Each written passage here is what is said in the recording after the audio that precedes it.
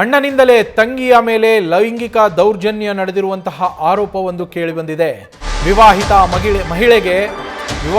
ಮಗಳಿಗೆ ಲೈಂಗಿಕ ಕ್ರಿಯೆ ನಡೆಸುವಂತೆ ಆಕೆಯ ಪೋಷಕರೇ ಒತ್ತಾಯ ಮಾಡಿದ್ದಾರೆ.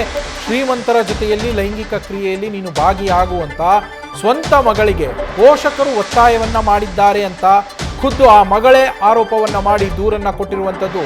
ಮದುವೆ ಆದರೂ ಕೂಡ ಪತಿಯ ಜೊತೆಯಲ್ಲಿ ಇರೋದಕ್ಕೆ ಬಿಡದೆ ಕುಟುಂಬಸ್ಥರು ನಮಗೆ ಕಿರುಕುಳವನ್ನ ಕೊಡ್ತಾ ಇದ್ರು. ತನ್ನ ತಾಯಿಯಿಂದಲೇ ಮಗಳಿಗೆ ಗರ್ಭಪಾತ ಕೂಡ ಮಾಡಿಸಲಾಗಿದೆಯಂತೆ. ಗರ್ಭಪಾತವನ್ನು ಮಾಡಿಸಿ ವಿಕೃತಿಯನ್ನ ಮೆರೆದಿದ್ದಾಳೆ ನನ್ನ ತಾಯಿ.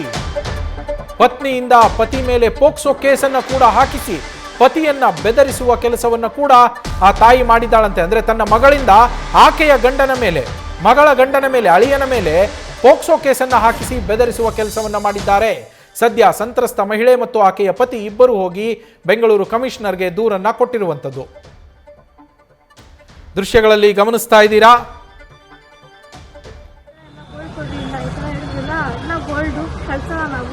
ಅಂತ ಹೇಳ್ಬಿಟ್ಟು ಇವ್ರ ಮೇಲೆ ನನಗೆ ಯಾವತ್ತು ಡಿವೈ ಆಗೋಯ್ತಿತ್ತು.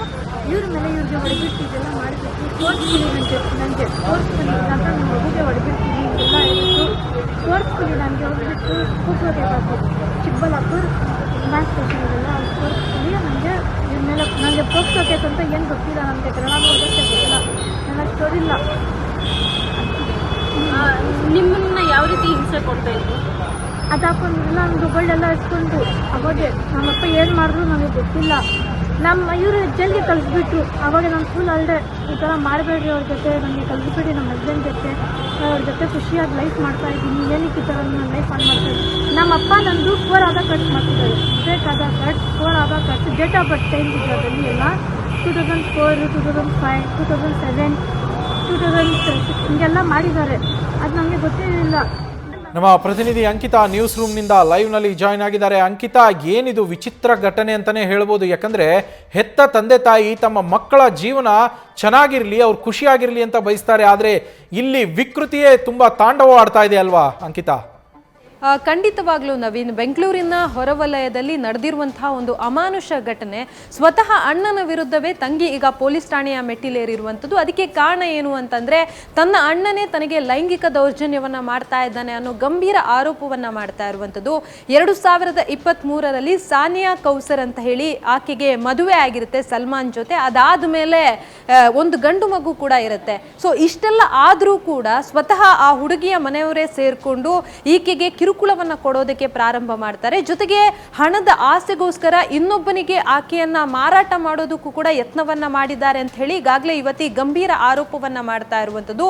ಇಷ್ಟೇ ಅಲ್ಲ, ಸುಮಾರು ಅಂದ್ರೆ ಆಕೆಯ ಒಂದು ವಯಸ್ಸನ್ನ ತಿದ್ದುಪಡಿ ಮಾಡಿ ನಕಲಿ ಆಧಾರ್ ಕಾರ್ಡ್ ಅನ್ನ ರಚನೆ ಮಾಡಿ, ಅಂದ್ರೆ ನಕಲಿ ಆಧಾರ್ ಕಾರ್ಡ್ ಅನ್ನ ಸೃಷ್ಟಿಸಿ ಸ್ವತಃ ಗಂಡನ ವಿರುದ್ಧನೇ ಪೋಕ್ಸೋ ಕೇಸನ್ನ ಕೂಡ ದಾಖಲು ಮಾಡಿದ್ದಾರೆ ಅಂತ ಹೇಳಿ ಈಗಾಗಲೇ ಸಂತ್ರಸ್ತ ಮಹಿಳೆ ಗಂಭೀರ ಆರೋಪವನ್ನ ಮಾಡಿ ನಗರ ಪೊಲೀಸ್ ಆಯುಕ್ತರ ಕಚೇರಿಯ ತಡವನ್ನ ತಟ್ಟಿರುವಂತದ್ದು. ಅಂದ್ರೆ ನಮ್ಗೆ ನ್ಯಾಯ ದೊರಕಿಸಿಕೊಡಿ, ನಮ್ಮ ಮನೆಯವರೇ ನಮ್ಮನ್ನ ಬದುಕೋದಕ್ಕೆ ಬಿಡ್ತಾ ಇಲ್ಲ ಅಂತ ಹೇಳಿ ಈಗಾಗಲೇ ದೂರನ್ನ ಕೊಟ್ಟಿದ್ದಾರೆ. ಆ ದೂರಿನಲ್ಲೂ ಕೂಡ ಒಂದಷ್ಟು ವಿಚಾರಗಳನ್ನ ಮೆನ್ಷನ್ ಮಾಡ್ತಾ ಹೋಗ್ತಾ ಇರುವಂತದ್ದು. ಅಂದ್ರೆ ಮನೆಗೆ ಹೋದಂತಹ ಸಂದರ್ಭದಲ್ಲಿ, ತವರು ಮನೆಗೆ ಹೋದಂತಹ ಸಂದರ್ಭದಲ್ಲಿ ಅಲ್ಲೂ ಕೂಡ ಲೈಂಗಿಕ ದೌರ್ಜನ್ಯವನ್ನ ಮಾಡ್ತಾರೆ. ಅದು ಕೂಡ ಸ್ವತಃ ಅಣ್ಣನೇ ಈ ರೀತಿಯಾಗಿ ಮಾಡ್ತಾ ಇರುವಂತದ್ದು. ಪ್ರಶ್ನೆಯನ್ನ ಮಾಡಿದಂತಹ ಸಂದರ್ಭದಲ್ಲಿ ಹಲ್ಲೆಯನ್ನ ಕೂಡ ಮಾಡೋದಕ್ಕೆ ಮುಂದಾಗಿದ್ದಾರೆ. ಜೊತೆಗೆ ನನ್ನ ಫೋಟೋವನ್ನ ತೆಗೆದು ಶ್ರೀಮಂತರಿಗೆ ಮಾರಾಟ ಮಾಡೋದಕ್ಕೆ, ಅವರಿಗೆ ಅದನ್ನ ಅಂದ್ರೆ ಹಣದ ಆಮಿಷಕ್ಕೋಸ್ಕರ ಈ ರೀತಿಯಾಗಿ ಮಾಡ್ತಾರೆ ಅಂತ ಹೇಳಿ ಈಗಾಗಲೇ ಆಕೆ ಆರೋಪವನ್ನ ಮಾಡ್ತಾ ಇರುವಂತದ್ದು.